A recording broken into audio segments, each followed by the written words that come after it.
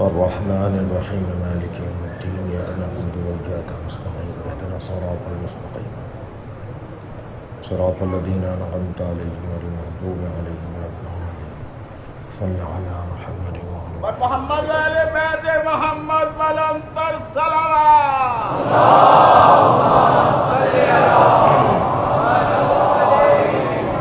أعوذ بالله من الشيطان الرجيم بسم الله الرحمن الرحيم الحمد لله الذي لا يبلغ مدحته القائلون ولا يحصي نعماءه العادون ولا يعدي حقه المجتهدون الذي ليس لصفته حد محدود ولا نعت موجود ولا وقت معدود ولا أجل ممدود فطر الخلائق بقدرته ونشر الرياح برحمته الصلاة والسلام على الرسول المسدد المصطفى الأمجد المحمود الأحمد سيدنا ومولانا ومولى الكونين جد الحسن والحسين وعاني أبا القاسم محمد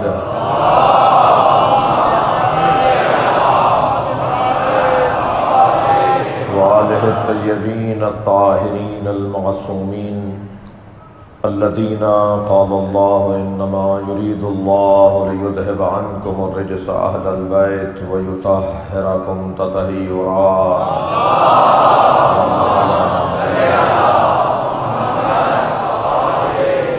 ولعنة الله على أعدائهم أجمعين من يوم عداوتهم إلى قيام يوم الدين أما بعد قال الحكيم في قرآن الكريم بسم الله الرحمن الرحيم فمن حاجك فيه من بعد ما جاءك من العلم فقل تعالوا ندعو أبناءنا وأبناءكم ونساءنا ونساءكم وأنفسنا وأنفسكم ثم نبتهل فنجعل لعنة الله على الكاذبين صلوات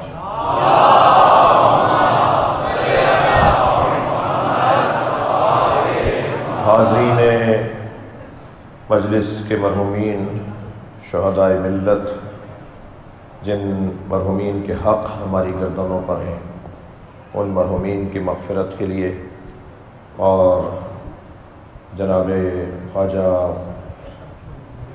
غلام مصطفیٰ اور انجمن ذوالفقار حیدری کے اراکین کے مرحومین کے مغفرت کے لیے سورہ فاتحہ کرو۔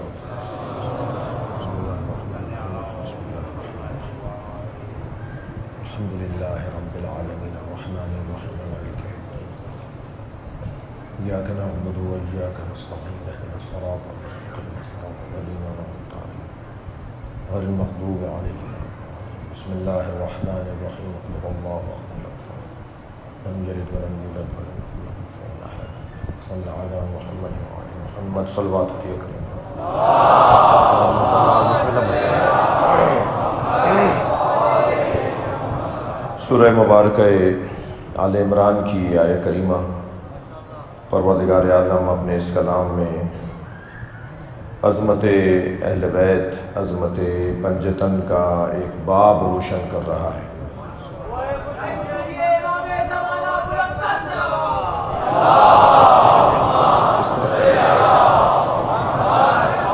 آرام سے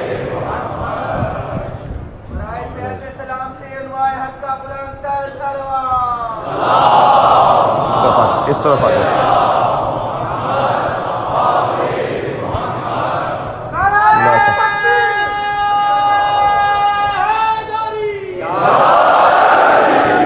ارشاد حضرت احدیت، اس سے پہلے کہ آیت کا محاوراتی ترجمہ کروں، مجلس میں علماء کرام خاص طور پر قائد وحدت مسلمین حضرت علامہ راجہ ناصر عباس صاحب، حضرت مولانا احمد اقبال صاحب، مولانا اختر عباس صاحب، مولانا مبلغی صاحب، ہمارے خطیب اہل بیت جناب محترم شکیل اختر صاحب، آپ سب کی صحت و سلامتی کے لیے بآواز بلند تر صلوات۔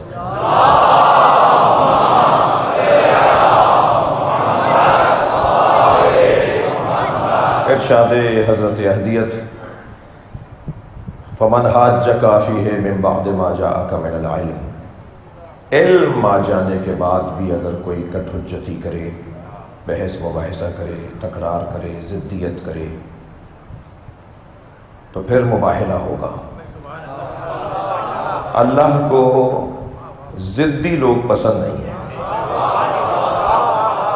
اللہ کو ہٹ دھرم لوگ پسند نہیں ہیں، اللہ کو ابناء الدلیل پسند ہے۔ دلیل کو مانو، دلیل دو یا دلیل لو۔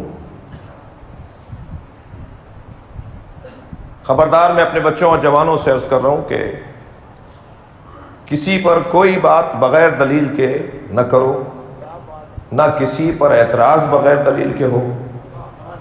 ویسے بھی مہذب قوموں کی نشانیاں کچھ اور ہیں،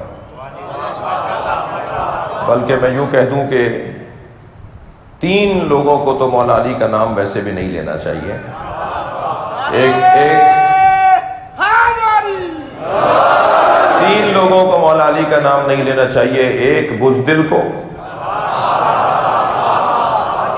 بزدل کا کیا تعلق علی کہنے سے؟ دوسرا کنجوس کو، کنجوس کو مولا علی کا نام نہیں لینا چاہیے، اور تیسرا تنگ نظر کو۔ گھٹے ہوئے دماغ کا شیعہ نہیں ہوتا، تنگ نظر۔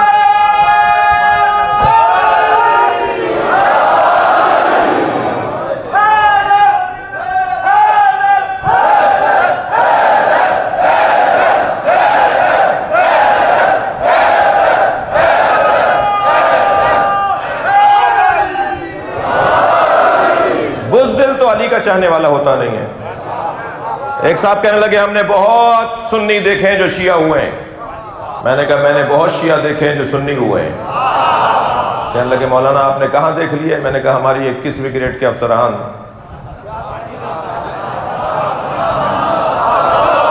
یہ ہمارے بعض سیاستدان جب چاہتے ہیں ہاتھ باندھ لیتے ہیں۔ تمہیں شرمندگی ہے کہ علی کا نام لینے سے؟ سینہ چوڑا کر کے کہو کہ علی کے ماننے والے ہیں۔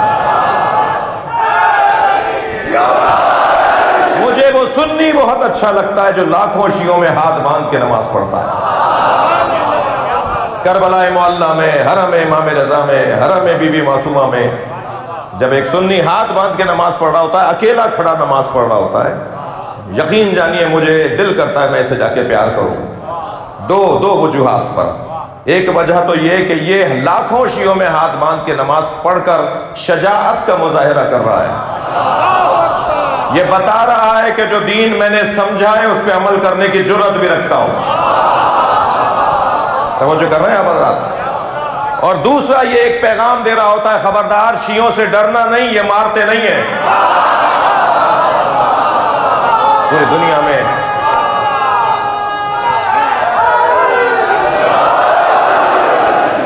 مگر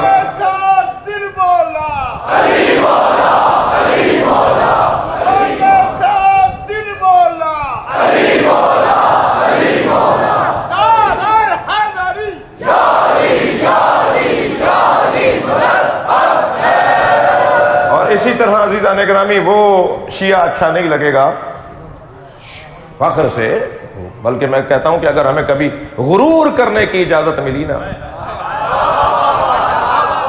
اگر ہمیں کسی بنیاد پر غرور کرنے کی اجازت ملی تو اسی بنیاد پر ملے گی کہ ہم علی کو افضل مانتے ہیں، افضلیت علی۔ اور الحمدللہ بہت ہی اس وقت ہماری ملت میں بہت ہی اچھے انداز سے معاملات آگے بڑھ رہے ہیں۔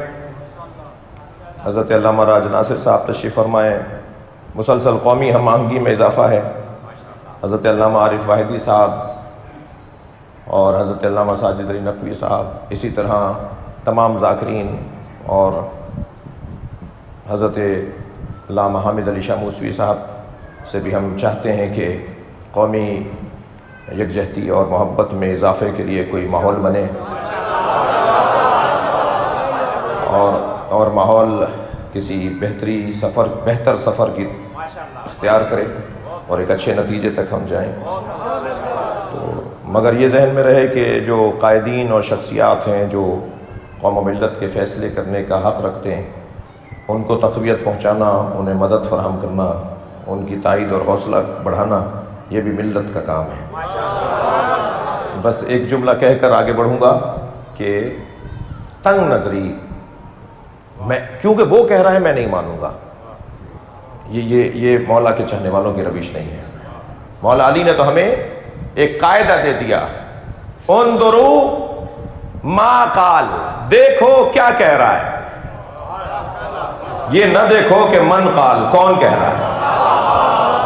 ہمیں دلیل کی بنیاد پر، استدلال کی بنیاد پر، میں پھر تکرار کر رہا ہوں، چپتے ہوئے جملوں کی پوسٹیں چل رہی ہیں، اشتعال انگیزی کا ماحول ہے، فرقہ واریت کی گرمی ہے. ایسے میں ملت کے جوانوں سے اور بچوں سے اور خواتین سے اور بچیوں سے گزارش ہے کہ جیسے کہ تیسا جواب نہیں دینا، بلکہ اگر وہاں سے کوئی ایسا پیغام آئے کہ جو آپ کو تنگ کر رہا ہو، وہ جملہ آپ کو چبھ رہا ہو، تو بس اسے 3 ہی جملوں کا جواب دیں: حسینیت، یزیدیت، پاکستان، بس یہی جواب. جی دلیل سے بات کریں، حالات کو محسوس کرتے ہوئے آگے بڑھنا ہے. فَقُلْ تَعَالُوا نَدْعُ أَبْنَاءَنَا وَأَبْنَاءَكُمْ، اے میرے نبی پھر ان سے کہہ دو کہ ہم اپنے بیٹوں کو لاتے ہیں، تم اپنے بیٹوں کو لے کر آؤ. بیٹوں کو مقدم کر کے نبی نے بتایا کہ جو سچا ہوتا ہے وہ اپنی اولاد کو پہلے پیش کرتا ہے. وہ ناکام قائدین ہیں، وہ ناکام رہنما ہیں، وہ ناکام تحریکیں ہیں کہ جن کے ہاں اپنے بچوں کو بچانا پایا جائے اور امت کے بچوں کو مروانے کے لیے پیش کرتے ہیں. جب تک آپ گھر سے کام شروع نہیں کریں گے، جب تک آپ اپنے آپ سے کام کو شروع نہیں کریں گے، اس وقت تک آپ کا جو نظریہ ہے اس میں برکت نہیں آئے گی.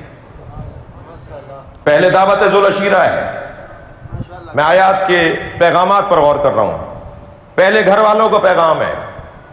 میرے نبی نے نبوت کا ظہور پہلے گھر والوں پر کیا ہے. ہمارے نبی 40 سال کے بعد نبی نہیں ہوئے.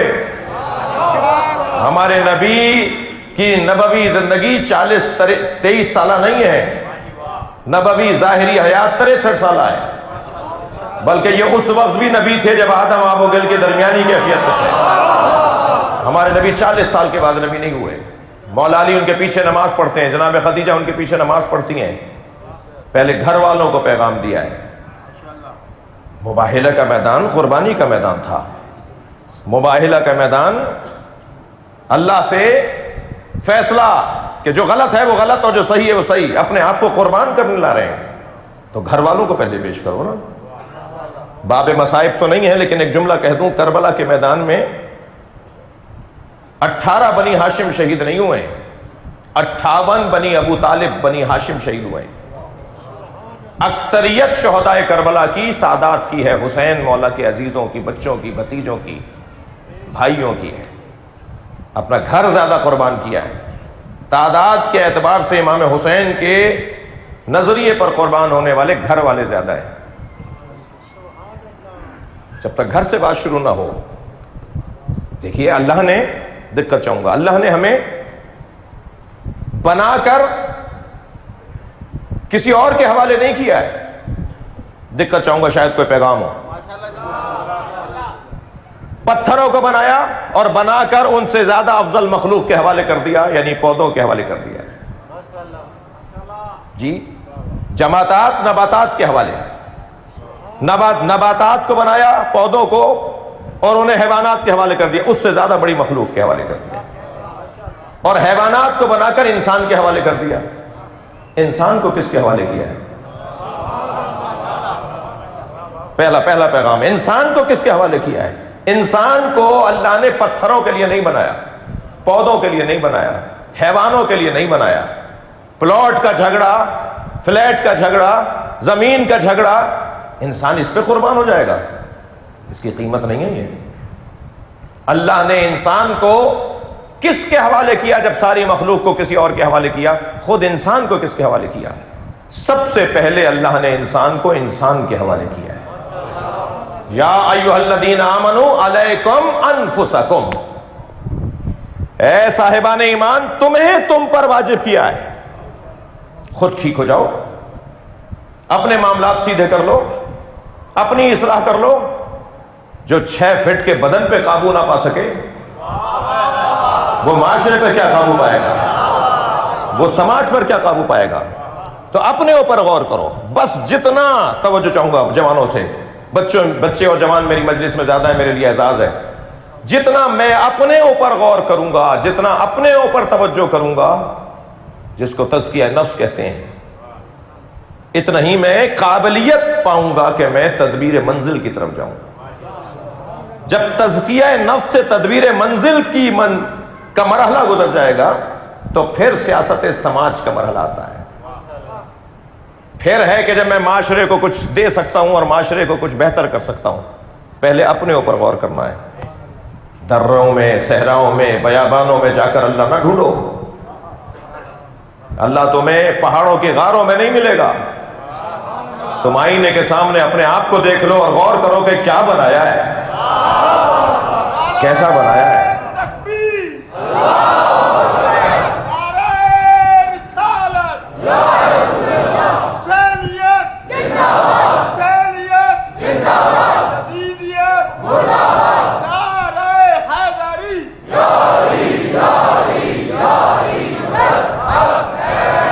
اپنی صلاحیتوں کو، اپنی توانائیوں کو، اپنی قابلیت کو، اپنے آپ کو پہچاننا ہی بڑا کارنامہ ہے. انسان سب کو پہچان لیتا ہے، اپنے آپ کو نہیں پہچانتا. ساری مخلوق کو جانتا ہے. یہ پی ایچ ڈی ہو جاتا ہے پودوں میں، یہ پی ایچ ڈی ہو جاتا ہے پتھروں میں، یہ فلکیات کے بارے میں ڈاکٹر ہو جاتا ہے، مگر اپنے بارے میں کچھ نہیں جانتا. اللہ مغفرت فرمائے علامہ ذیشان جوادی اللہ مقامہ. کراچی آئے ہوئے علامہ رضی جعفر صاحب کے مہمان تھے، تو نہیں پہچانتے تھے، ان سے ملاقات نہیں تھی. تو ایک مولانا ان کے برابر بیٹھے، اب یہ سوچ رہے ہیں کہ یہ ہیں کون، دیکھے دیکھے تو لگ رہے ہیں. تو آخر پوچھ لیا ان سے کہ حضور معاف کیجیے گا آپ کون ہیں. تو ذیشان جوادی صاحب نے فوراً کہا ہم ہی نہیں جانتے کہ ہم کون ہیں، ہم اپنے آپ کو ہی نہیں جانتے. سارا مسئلہ انسان کا یہ ہے کہ اپنے آپ کو پہچانے. اور جب یہ اپنے آپ کو پہچان لے گا تو اب مولا علی کا وہ قول سمجھ میں آئے گا، من عرف نفسہ فقد عرف ربہ. جس نے اپنے آپ کو پہچان لیا اس نے اپنے رب کو پہچان لیا. تو پہلی منزل عزیزو اپنے آپ، اپنی صلاحیتوں کو. اور اللہ نے انسان کے اندر کچھ کمزوریاں رکھی ہیں، میں مقدمے میں زیادہ دیر نہیں ٹھہرنا چاہتا. ان کمزوریوں کی طرف توجہ کر کے ان کمزوریوں کو کم کر کے ان خوبیوں کی طرف منتقل ہونا، یہ انسان کا ہنر ہے.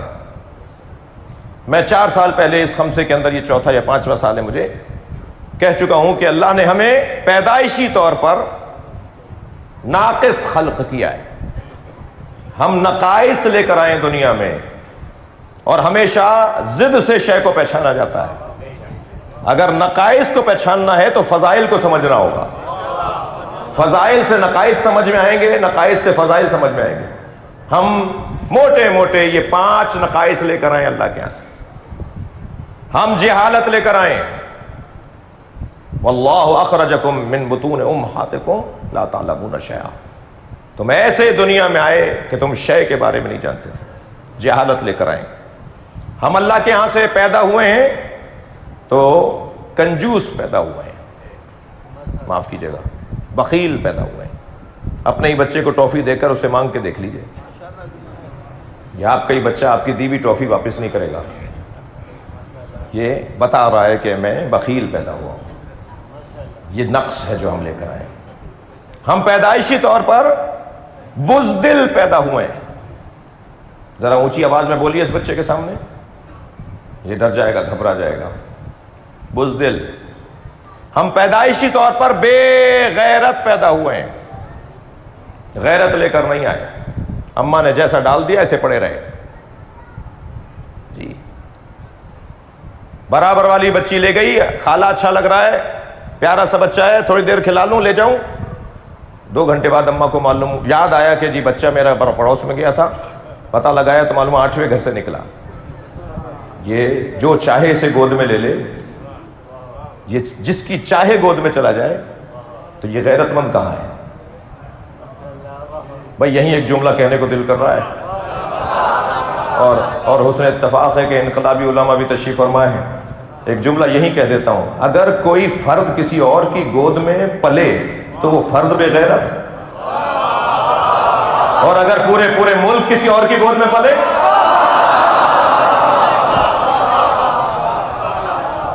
ہم پیدائشی طور پر غیرت لے کر نہیں آئے، ہم پیدائشی طور پر عزت لے کر نہیں آئے.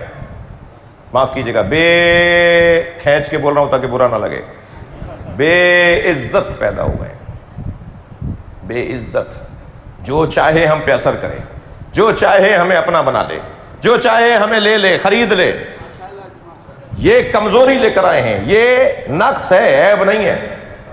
بس انہی نقائص کو ختم کر کے جو ان کی جگہ پر چیزیں آئیں گی، جہالت کی جگہ علم، بزدلی کی جگہ شجاعت، بخل کی جگہ کنجوسی کی جگہ سخاوت، بے غیرتی کی جگہ غیرت، بے عزتی کی جگہ عزت. یہ وہ خامیاں، یہ وہ کمزوریاں جو اللہ نے رکھی اس لیے ہیں. اور اگر آپ میرے ساتھ توجہات آپ کی میرے ساتھ ہے تو جملہ کہوں، اللہ نے ہمیں یہ 5 نقائص دے کر ایسے گھر سے جوڑ دیا جہاں یہ سارے فضائل ہیں.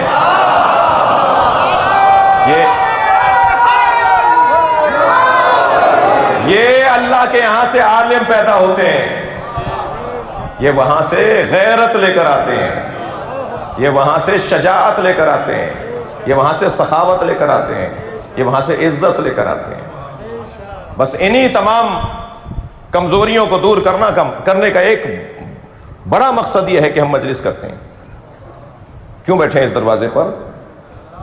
یہ جب نبی کی گود میں آئے تو کہا تورات سناؤ، زبور سناؤ، انجیل سناؤ، قرآن سناؤ. جی یہ وہاں سے آئے ہیں تو پڑھ کر آئے. اور شجاعت اس درجے کی ہے، اللہ اکبر، کہ جو گہوارے میں کلہ اجدر چیر ڈالے.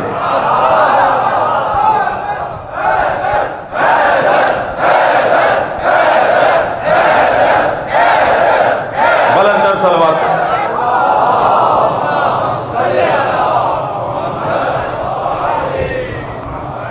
فمن حاجک فیہ من بعد ما جاءک من العلم، اور خبردار علم آ جانے کے بعد. یہ نقائص ہیں جو انسان کو دور کرنے ہیں اور ان فضائل کی طرف راغب ہونا ہے. اور ان میں سے ایک حسن یہ ہے انسان کی زندگی کا. انسان کامل اور انسان اکمل کی بحث تو بڑی حسین بحث ہے، اس وقت میں اس میں گریز میں نہیں جاؤں گا. لیکن ایک انسان کی زندگی کا حسین پہلو یہ ہے کہ وہ پہلے گھر سے بات شروع کرتا ہے. اپنے بچوں کو پیش کر رہے ہیں، ابناءنا و ابناءکم و نساءنا و نساءکم. ہم اپنی بیٹیوں کو لاتے ہیں، تم اپنی بیٹیوں کو لاؤ. اور وانفسنا وانفسکم، ہم اپنے نفسوں کو لاتے ہیں، تم اپنے نفسوں کو. بچا کے نہیں گزرو بھائی، ترجمہ سیدھا کرو. ہم اپنے جیسوں کو لاتے ہیں، تم اپنے جیسوں کو لاؤ. اب اپنے جیسوں کی جگہ سرکار لے کر گئے مولا علی کو. وہ جو اپنے جیسوں کی جگہ آواز آئی، وجاہد اللہ وقاتل فی سبیل اللہ ولا تکلف الا نفسک. توجہ چاہوں گا، وقاتل فی سبیل اللہ ولا تکلف الا نفسک. اللہ کی راہ میں اے میرے حبیب قتال کرو، اور یہ کام کسی کو نہ دو مگر اپنے نفس کو دو. تو اللہ نے اپنے حبیب سے کہا کہ میری راہ میں تلوار نکالو، تلوار چلاؤ. سرکار نے تو ساری زندگی تلوار ہی نہیں اٹھائی، اس لیے کہ رحمت للعالمین کے ہاتھ میں تلوار جچتی نہیں ہے. وہاں قرآن نے کہہ دیا کہ یہ کام نہ کرو مگر کرو تو اپنے جیسے کو دو. تو میدان جہاد میں اگر نبی کی جگہ کوئی تلوار لے کر آئے تو اسے علی کہا جاتا ہے.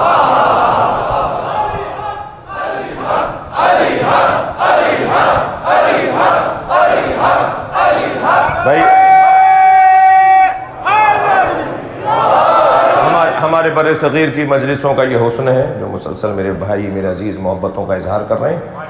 تو جنہیں اس مزاج سے آشنائی نہیں ہے وہ خفا نہ ہو، بلکہ مولا کے ذکر کو عبادت سن کر سمجھ کر سنتے جائیں.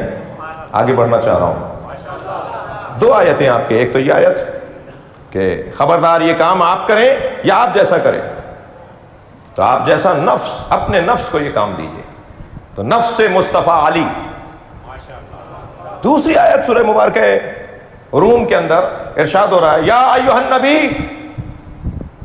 اللہ اکبر، قاتل الکفار والمنافقین، اے میرے نبی کافروں اور منافقوں کو قتل کرو. سرکار نے کافروں سے جنگ لڑی، مگر آیت تو کہہ رہی ہے منافقوں سے بھی لڑو.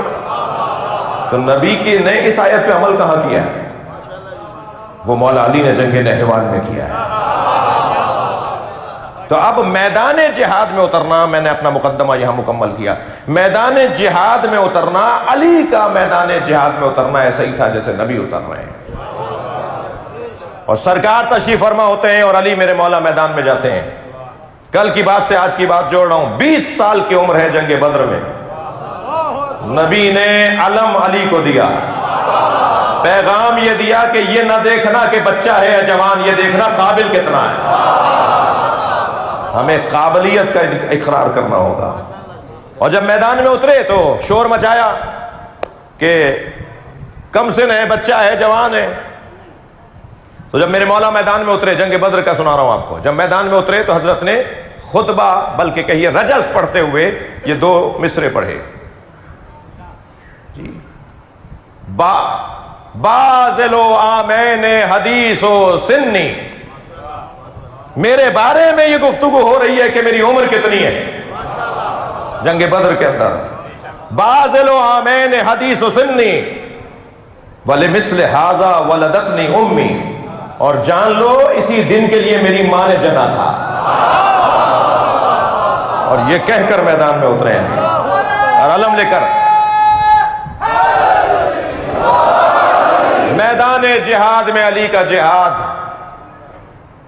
سرکار دو جہاں نے دیکھا کہ ایک کرائے کا قاتل لے کر آئے ہیں مشرک. بدر میں ایک کرائے کا قاتل لے کر آئے ہیں. ممکن ہے کوئی کہے مولانا یہ اصطلاح تو آج کی ہے، اس وقت کی تو یہ اصطلاح ہی نہیں تھی. تو بھائی میں مجلس بھی آج ہی پڑھ رہا ہوں، میں آج کی زبان میں بات کروں گا نا. ایک شخص کو لے کر آئے جس کا نام ہے نوفل بن خویلہ، جس کا کام یہ نہیں تھا کہ وہ کسی نظریے پہ لڑے، لڑنے والا تھا بس جی. لڑاکو تھا، جنگجو تھا، میدان میں تلوار چلانا اچھا جانتا تھا اور داؤ پیچ بہت اچھے جانتا تھا. تو بدری مشرک لے آئے اسے نوفل بن خویلہ کو. جب سرکار کو معلوم ہوا کہ نوفل وہاں سے آیا ہے تو حضرت نے اپنے ہاتھوں کو بلند کر کے جو مناجات پڑھی ان میں ایک جملہ یہ فرمایا اللہم اکفنی نوفلا، یا اللہ ہمیں نوفل سے محفوظ فرما. میرے مولا علی نے یہ جملہ سن لیا کہ نبی نوفل کے بارے میں فرما رہے ہیں کہ یا اللہ میری امت کو، میرے مجاہدوں کو، مسلمانوں کو نوفل سے محفوظ فرما. مولا علی میدان میں گئے، کچھ دیر گزری، نبی ایک بلندی پہ کھڑے ہو کر میدان میں کسی کو دیکھنے لگے. تو دور سے میرے مولا علی نے پوچھا یا رسول اللہ کس کی تلاش ہے؟ فرمایا من لہو علم بنوفل، کون ہے جو مجھے بتائے کہ نوفل کہاں ہے؟ تو میرے مولا علی نے وہیں سے آواز دی یا رسول اللہ میں نے اسی وقت مار دیا تھا.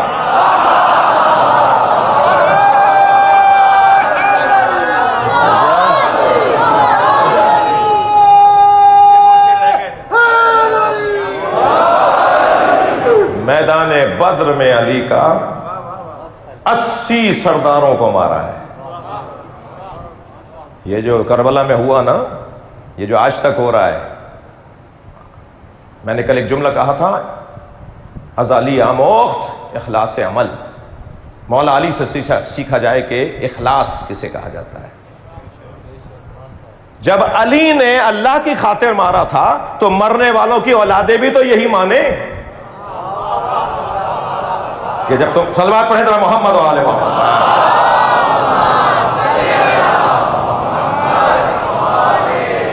کہ علی نے ہمارے آبا و اجداد کو اگر مارا تھا تو اللہ کے لیے مارا تھا. اب اگر تم مسلمان ہو گئے تو اللہ کی خاطر علی سے دشمنی نہیں کرو. لیکن علی کا خلوص یہ نہیں دیکھ رہے میرے مولا کہ میری نسل کے ساتھ کیا ہوگا. 80 سرداروں کو قتل کیا. جنگ بدر کے بعد جنگ احد آ گئی. ایک ایک مثال دوں گا جلدی جلدی. جنگ احد کے اندر ابو سفیان نے پوچھا کہ کون سے قبیلے کے پاس پرچم ہوگا؟ معلوم ہوا کہ بنی خزیمہ کے پاس پرچم ہوگا. جی کہنے لگا بنی خزیمہ کے پاس پرچم ہوگا. تو کہنے لگا مجھے ان سے ملنا ہے. ملنے کیا؟ کہنے لگا خبردار ایک ہاتھ میں پرچم نہ رہے. توجہ چاہوں گا، جملہ سنیں، ایک ہاتھ میں پرچم نہ رہے، اس لیے کہ علی کا پہلا کام یہ ہوتا ہے کہ پرچم دار کو مارتا ہے، چاہے جنگ ٹھنڈی پڑ جائے. تو پرچم بدلتے رہو تاکہ علی کس کس کو مارے گا، کس کس قبیلے سے دشمنی لے گا. اچھا مزاج میں تو وہی ہے نا، ان کے ذہن میں یہ ہے کہ جی قبیلوں سے جنگ ہو جائے گی اور علی سیاسی اعتبار سے سب قبیلوں سے اختلاف نہیں کرے گا. تو قبیلے بدلتے رہو، کچھ دیر کے لیے ایک قبیلے کے پاس پرچم، کچھ دیر کے بعد دوسرے قبیلے کے پاس پرچم. تو جب 10 قبیلوں کے پاس پرچم جائیں گے تو علی کس کس کو مارے گا. لیکن جب جنگ احد تمام ہوئی، اگرچہ اس کے تمام ہونے پر ایک اور عبرت سامنے آئی، لیکن جنگ احد جب تمام ہوئی اور یہ لوگ واپس گئے تو انہوں نے آپس میں بیٹھ کر حضرت سے یہ کہا کہ وہاں تو ایک مرتا علی نے 9 مار دیے، جس کے پاس سلوات پڑھے مولا کی رات پر.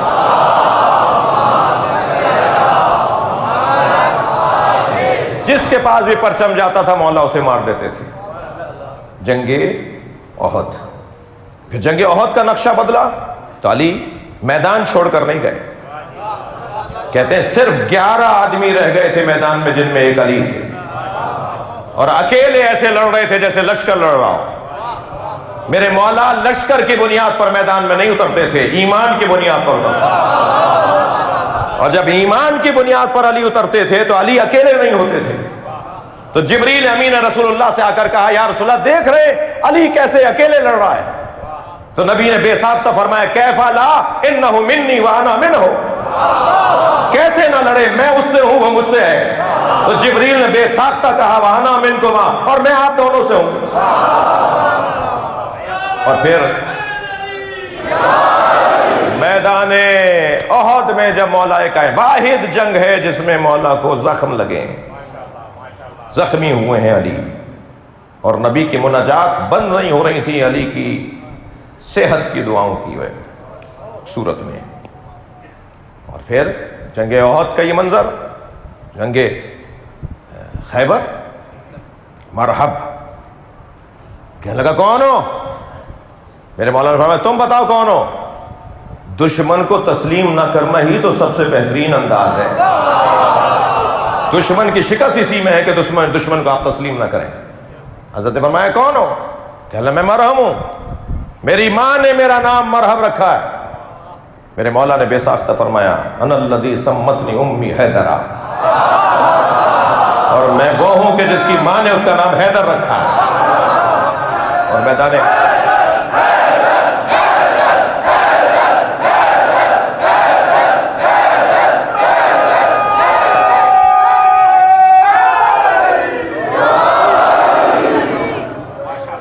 توجہ کر لیا آپ نے. اور پھر مرحب کو جس انداز سے مارا ہے وہ بھی آپ کے پیش نظر ہے. اور جنگ خیبر کا جو منظر ہے وہ بھی حضرت اللہ اکبر حاکم شام نے حضرت عبداللہ ابن مسعود سے کہا علی کی کوئی فضیلت ہے؟ ہم بڑی مشکل میں ہیں اس وقت، لیکن مشکل انشاءاللہ دور ہوگی. امام کا ظہور نزدیک ہے، مجھے امام کے آنے کی خوشبو آ رہی ہے، مجھے امام کے آنے کی خوشبو آ رہی ہے.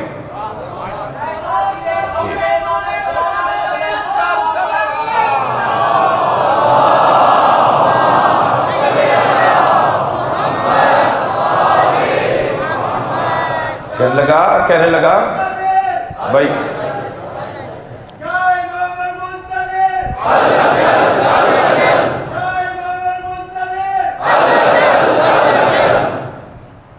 کہنے لگا اے عبداللہ ابن مسعود علی کی کوئی فضیلت ہے؟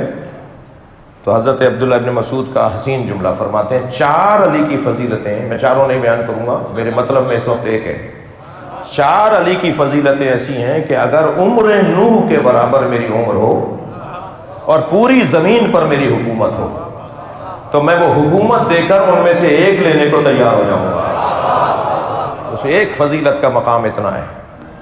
ان 4 فضیلتوں میں سے ایک فضیلت یہ جو حضرت عبداللہ ابن مسعود نے بیان فرمایا میں نے اپنی آنکھوں سے یہ منظر دیکھا کہ نبی نے فرمایا لَأُوتِيَنَّ غَدًا رَایَةً رَجُلًا كَرَّارًا غَيْرَ فَرَّارٍ، کل میں اسے علم دوں گا جو مرد ہوگا، کرار ہوگا، غیر فرار ہوگا، اللہ اور اللہ کا رسول اس سے محبت کرتا ہوگا اور وہ اللہ اور اللہ کے رسول سے محبت کرتا ہوگا۔ سرکار نے دوسرے دن علم دینے کا جس کے لیے اعلان کیا وہ رجل علی تھا۔ بھائی آپ کی دقتیں میرے ساتھ ہیں، وقت تنگ ہے میرے پاس، میرے ساتھ تھوڑا سا وقت بھی تنگ ہے، پھر آپ لگائیے گا جب بات پوری ہو جائے۔ توجہ ہے، توجہ ہے۔ میرے مولا علی کی عظمت کے میدان خیبر میں علم علی کو دیا۔ میں حضرت علامہ راجہ ناصر صاحب کو ایک سبق سنا رہا ہوں، کرارن، کرار کسے کہتے ہیں میں بچوں کو بتا رہا ہوں اور بزرگوں سے دعا لینی ہے۔ کرار تکرار کے خاندان کا ہے۔ کہنے لگے جی جو پلٹ پلٹ کے حملہ کرے اسے کرار کہتے ہیں۔ یہ تو بہت سادہ سی بات ہے، جو یہاں سے بھی حملہ کرے وہاں سے بھی حملہ کرے، اس طرف والے کو بھی مارے اس طرف والے کو بھی مارے، جو جھپٹ جھپٹ کے حملہ کرے اسے کرار کہا جاتا ہے۔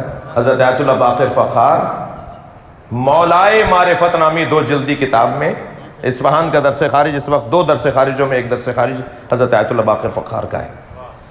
انہوں نے 2 جلدی کتاب لکھی ہے مولائے معرفت کے نام سے، مولا علی کے فضائل پر، اور سقائے معرفت کتاب لکھی ہے مولا عباس کی عظمت پر۔ کتابوں کے ناموں سے پتہ چل رہا ہے کہ کیا گہرائی ہوگی۔ سقائے معرفت مولا عباس، مولائے معرفت مولا علی، اس میں کرار پر انہوں نے 4 صفحے لکھے ہیں، اور ان 4 صفحوں کا ایک خلاصہ میں عرض کر کے آگے بڑھوں گا۔ وہ کہتے ہیں کرار کا مطلب یہ نہیں ہے کہ جو میدان میں جھپٹ جھپٹ کر حملہ کرے، پلٹ پلٹ کر حملہ کرے۔ کرار اسے کہتے ہیں جو ہر دور میں ہر اللہ کے نبی اور ولی کی مدد کرنے آئے۔ صلوات پڑھیں گے محمد و آل محمد۔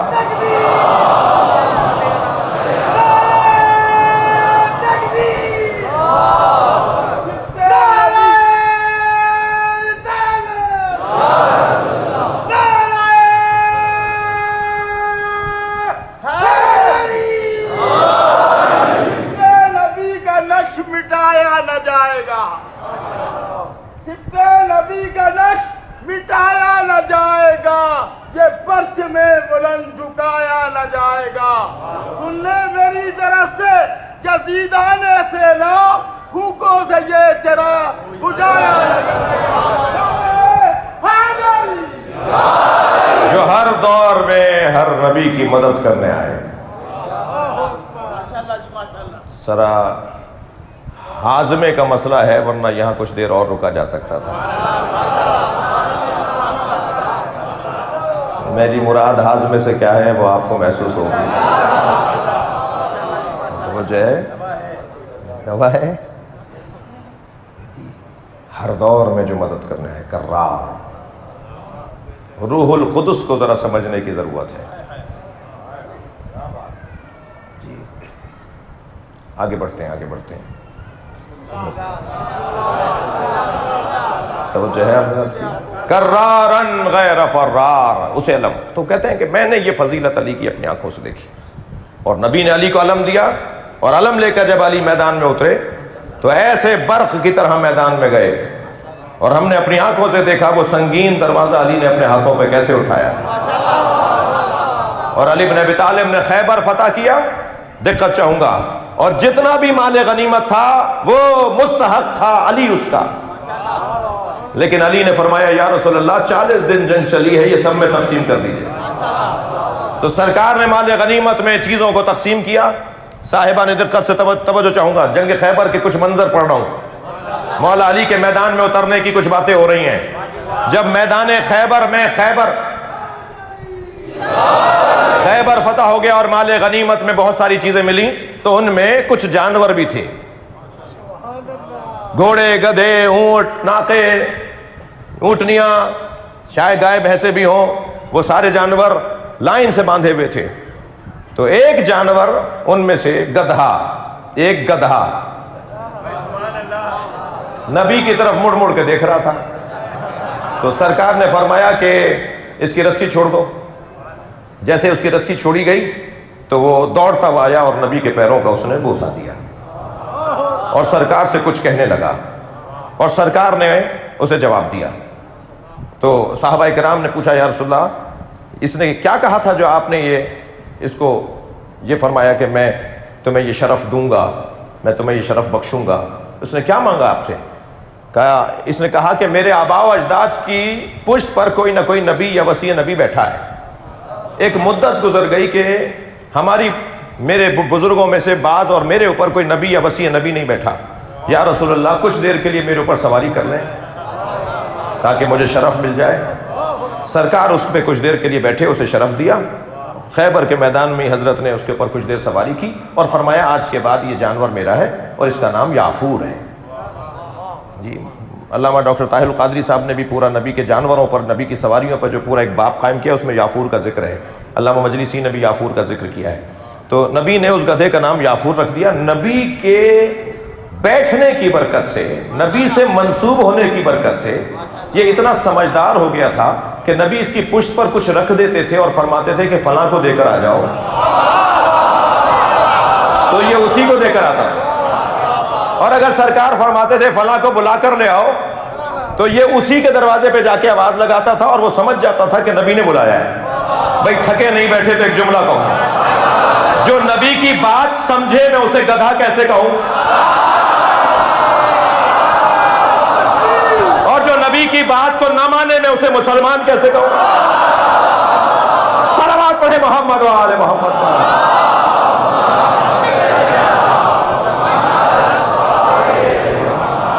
بہتر صلوات نبی.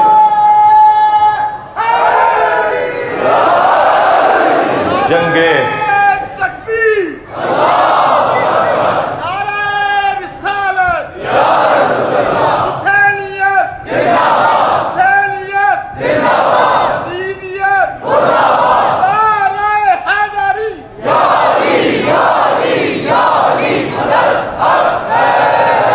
جنگ خیبر کا فاتح علی. جنگ خندق,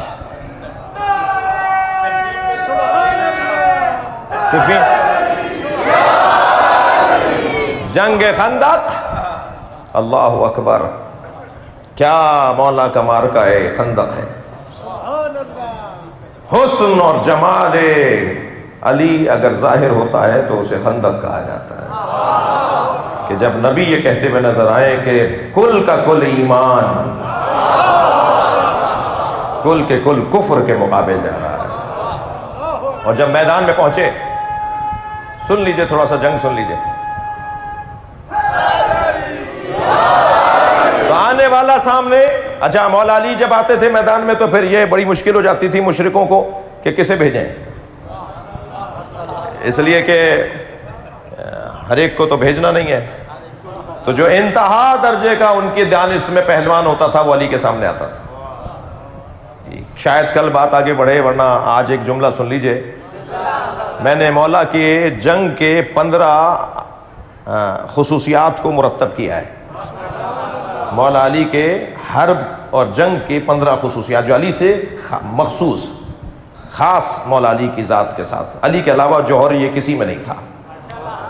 اس میں سے ایک یہ تھا کہ میرے مولا سے کسی نے پوچھا, ایک خصوصیت علی کی جنگ کی, کسی نے پوچھا یا علی جب آپ میدان میں اترتے ہیں تو آپ کے مطمع نظر کون ہوتا ہے, آپ کے پیش نظر کون ہوتا ہے؟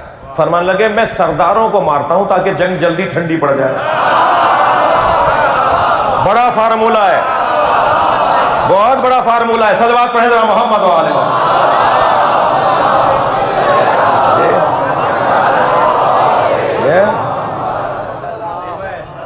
شاید کچھ سیاسی اعتبار سے بھی یہی فارمولہ ہے. جی توجہ کر رہے ہیں آپ؟ میدان میں اتر کے دیکھتے تھے کون کون سردار کھڑا ہوا ہے. فرماتے تھے میں سرداروں کو مار کے جنگ جلدی ٹھنڈی کرتا ہوں تاکہ مسکینوں کا قتل نہ ہو. کہا مولا مسکین کون ہے؟ حضرت نے فرمایا جو دباؤ کی بنیاد پر, پیسے کی بنیاد پر, جو قبیلے کی بنیاد پر آ کے لڑ رہا ہو, جو نظریے پہ نہ لڑے وہ مسکین ہی تو ہے. جو ذہنی مسکین ہو, جو فکری مسکین. صلوات پڑھیں ذرا محمد و آل محمد.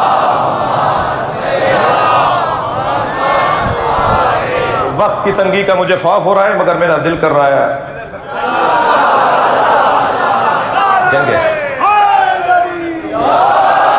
جنگ خندق،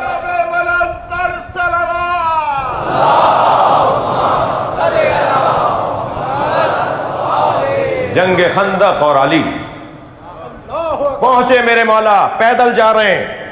عمر ابن ابی عبد گھوڑے پہ کھڑا ہے، گھوڑے پر بیٹھا ہے، گھوڑا لے کر آیا ہے، سوار آیا ہے. علی پیادہ ہے. میرے مولا نے آواز دے کر کہا آخری خواہش بتاؤ.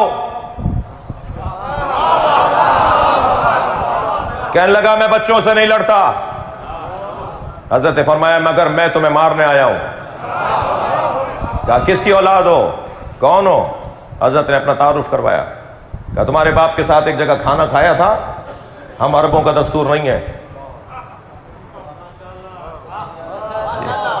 میں ابو طالب کے بچے کو نہیں ماروں گا. حضرت نے فرمایا مگر میں تمہیں ماروں گا. مکالمہ دیکھیں نا. کہنے لگا حضرت نے فرمایا میں اگر تمہیں ماروں گا تو کہنے لگا کہ پھر تم اپنی آخری آرزو بتاؤ. حضرت نے فرمایا میری آخری آرزو یہ ہے کہ اسلام قبول کر لو. کیا انداز ہے. لوگ سمجھ رہے ہیں یہ تلوار چلانے گئے ہیں، یہ تو اسلام پہنچانے گئے ہیں. یہ میدان جنگ کو تبلیغ کا میدان بنا دیا. فرمایا اسلام قبول کر لو. کہنے لگا اسلام قبول کرنا ہوتا تو میں لڑنے کیوں آتا. تو حضرت نے فرمایا پھر واپس چلے جاؤ. پھر واپس چلے جاؤ. کہا واپس جاؤں گا تو عورتیں ہنسیں گی. کم سے کم آج کے بزدلوں کو بھی یہ سوچ لینا چاہیے. کہا اگر واپس جاؤں گا تو عورتیں ہنسیں گی. حضرت نے فرمایا پھر گھوڑے سے اتر آؤ. میں پیادہ ہوں تم سوار ہو. تو اترتے اترتے گھوڑے کے گھٹنے کاٹ دیے اس نے. کہا یہ مان لیتا ہوں. اترا اور اس نے عمر ابن عبد ود نے گھوڑے کے گھٹنے کاٹ دیے. گھوڑا تڑپنے لگا. مولا پہ وار کیا، مولا نے جواب دیا. جب پہل ہو گئی، یہاں سے جواب آ گیا، تو پھر مولا نے پہلے اس کے گھٹنے کاٹے اور یہ گھوڑے کے برابر میں جا کے گرا. حضرت نے فرمایا پہلے یہ بتاؤ کہ یہ تکلیف کیسی ہے. تم نے ایک جانور کے پیر کاٹ دیے. پھر حضرت اس کے سینے پہ بیٹھے. دیکھیے عزیزان گرامی، ہمیشہ سینے پہ چڑھنا شجاعت نہیں ہے، کبھی سینے سے اترنا بھی شجاعت ہے. ہمیشہ آستینے لوٹنا شجاعت نہیں ہے، کبھی درگزر کرنا بھی شجاعت ہے. دقت چاہوں گا. پھر شہید سبط جعفر کے دو مصرے مجھے یاد آ رہے ہیں. کبھی رسی گلے میں ہے، کبھی خیبر ہے ہاتھوں پر، جہاں جیسی ضرورت تھی وہاں ویسی شجاعت ہے. علی میدان میں دشمن کے سینے پہ چڑھے بیٹھے ہیں سر کاٹنے کے لیے. اس نے بے ادبی کی، مولا اتر آئے، ٹہلنے لگے، پھر دوبارہ سر کاٹا اور سر لے کر آئے ہیں مولا نبی کی خدمت میں. تو کہنے لگے یا رسول اللہ دیکھ رہے ہیں علی غرور کی چال چل رہے ہیں. علی کی چال میں غرور ہے. میرے مولا نبی نے فرمایا علی کی چال اللہ کو پسند ہے.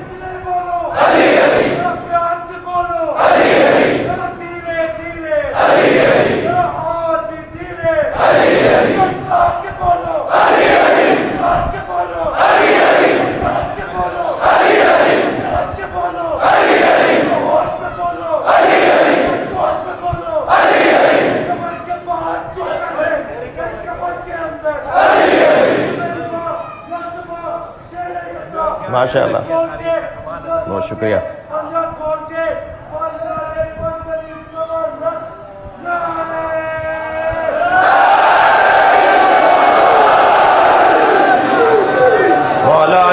سے راضی ہو، مولا علی ہم سب سے راضی ہو۔ مولا آج کی اور ہماری ان مجلسوں کو اپنی بارگاہ میں قبول فرمائے، اس آخرت میں ہمارے مددگار ہوں، اس دنیا میں ہمارے مددگار ہوں، ہمیں حسن خلوص اور سچائی عطا ہو، اور آخری دم تک آخری لفظ ہماری زبان پہ مولا کی ولایت کا ہو۔ لا الہ الا اللہ محمد الرسول اللہ، یہ کہہ کر دم نکل جائے۔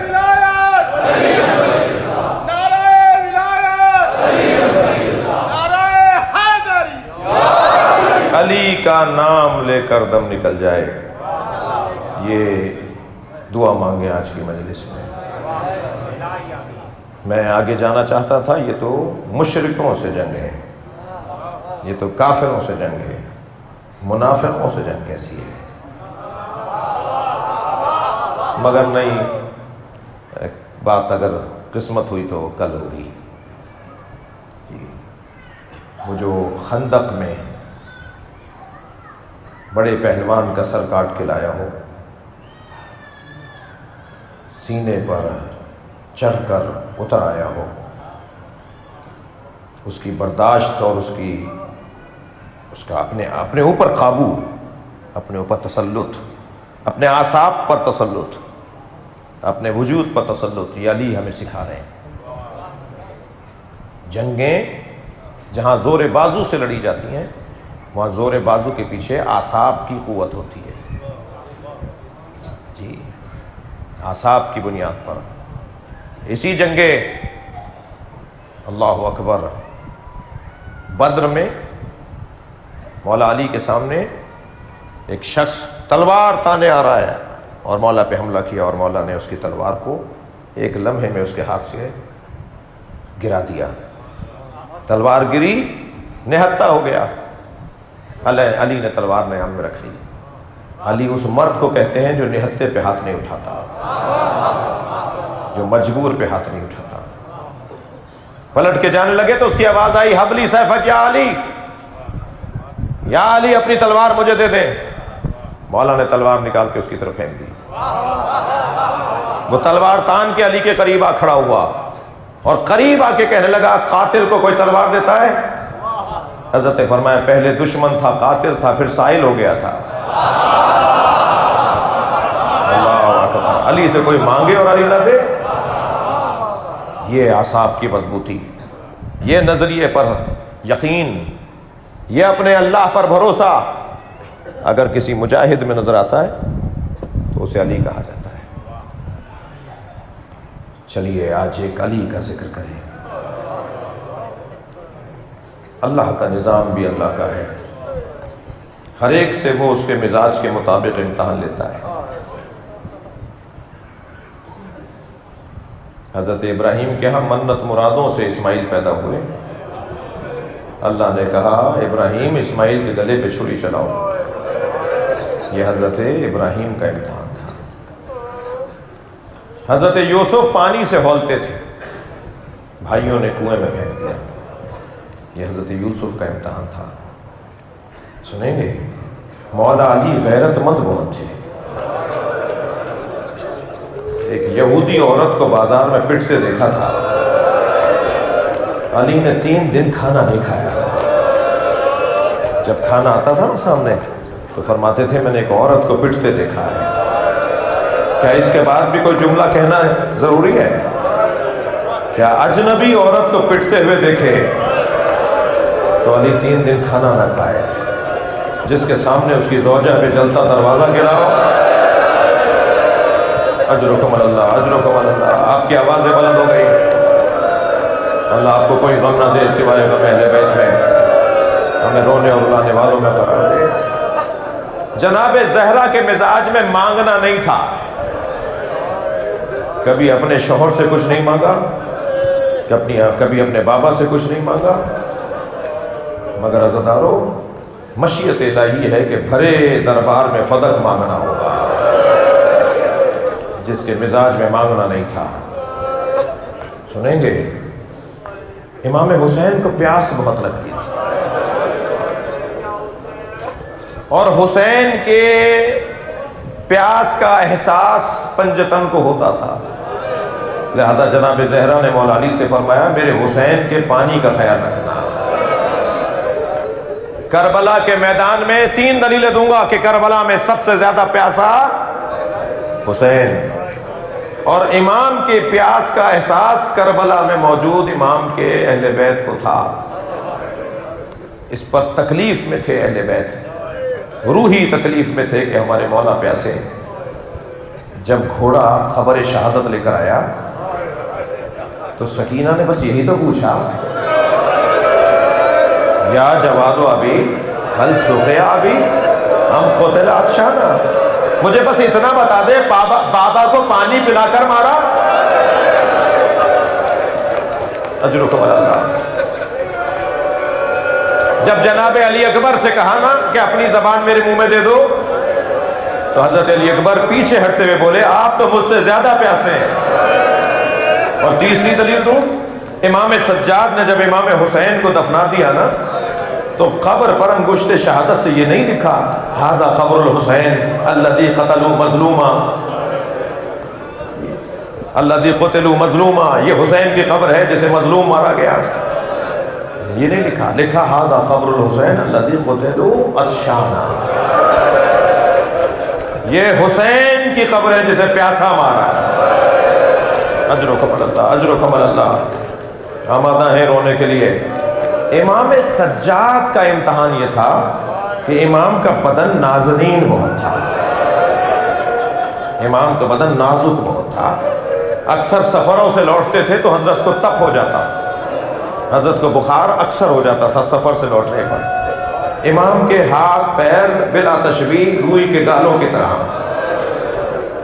سن لیا آپ نے، جس کے ہاتھ پیر اتنے نرم ہو اسے کوفے کے بازاروں سے، شام کی راہوں سے اس کے پیروں میں کانٹے چبھیں گے، اسے تازیانے مارے جائیں گے۔ اجرکم اللہ، اجرکم اللہ۔ خدا کسی غم میں نہ ڈالے سوائے غم اہل بیت میں، ہمیں رونے رلانے والوں میں قرار دے۔ آیت اللہ نظری منفرد نے اس واقعے کو بھی لکھا ہے، اور صحاب رحمت میں بھی یہ واقعہ کہ ایک شخص ہے جس کا نام ظاہراً ابن ربیع ہے، وہ مسافر ہے اور شام کے اس سرائے میں، ایک ہوٹل میں، ایک مسافر خانے میں، ایک سرائے میں ٹھہرا ہوا ہے۔ کہتا ہے میں سو رہا تھا کہ شادیانے بجنے کی آوازیں آئیں، ڈھول بجنے کی، رقص و طرب کی آوازیں آ رہی تھی۔ کہتا ہے میری آنکھ کھلی تو میں نے برابر والے حجرے میں ٹھہرے ایک مسافر سے پوچھا کہ آج مسلمانوں کی کوئی عید تو نہیں ہے،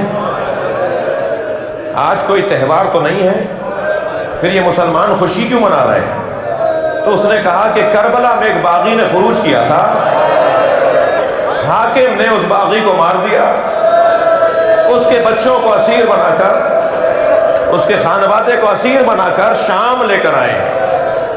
ابن ربیع کہتا ہے مجھے سمجھ میں نہیں آیا یہ کون ہے جسے کربلا میں مارا گیا۔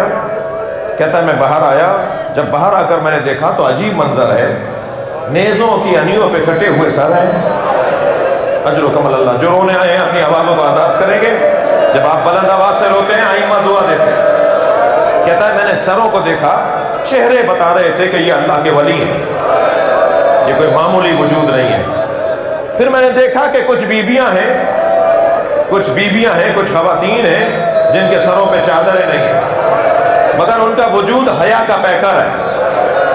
میری جرأت نہیں ہو رہی تھی کہ میں ان سے کوئی بات کروں۔ اچانک میری نگاہ گئی کہ قافلے کے آگے ایک زنجیروں میں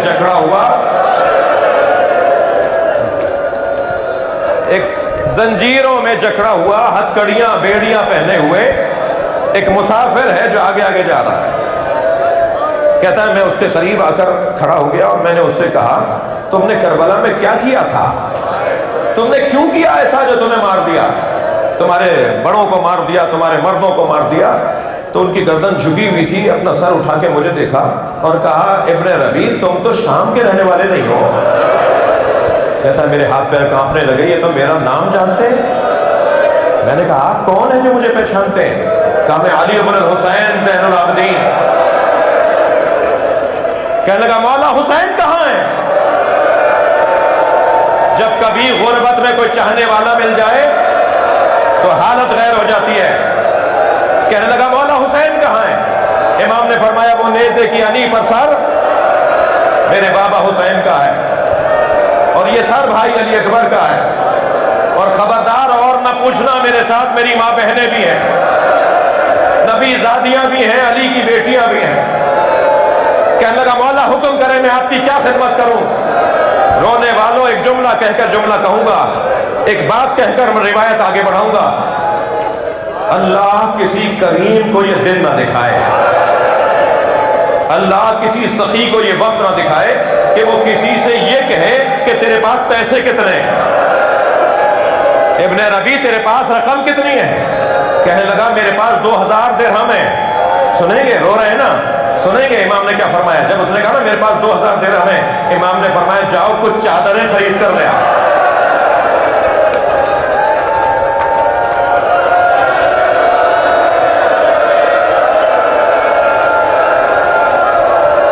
اجرکم اللہ، اجرکم اللہ. مولا امام زمانہ آئیے، یہ آپ کے جد کو رونے والے، آپ کی ایک نگاہ خاص کے منتظر. ابن ربی کہتا ہے کہ میں چادریں خرید کر لایا، میں نے بیویوں کو چادریں دیں، پھر امام کی خدمت میں آ کر کہا مولا اور حکم کریں. فرمایا اور کتنے پیسے باقی ہیں؟ بس مجلس مکمل کر رہا ہوں. کہنے لگا مزید 1000 درہم باقی ہیں. حضرت نے فرمایا جو نیزے اٹھائے ہوئے ہیں نا، انہیں دربار میں پیسے کی لالچ ہے، یہ وہاں جا کر پیسے مانگیں گے، تم انہیں پیسے دے کر کہو کہ سروں کو آگے لے جاؤ، تاکہ لوگ سروں کو دیکھیں، میری ماں بہنوں کو.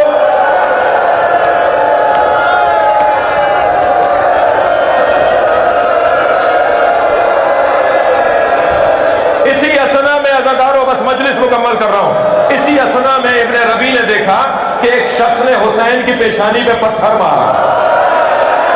بس یہ منظر دیکھا تو اس نے تلوار نکال لی اور اس کی طرف بڑھا جس نے پتھر مارا تھا.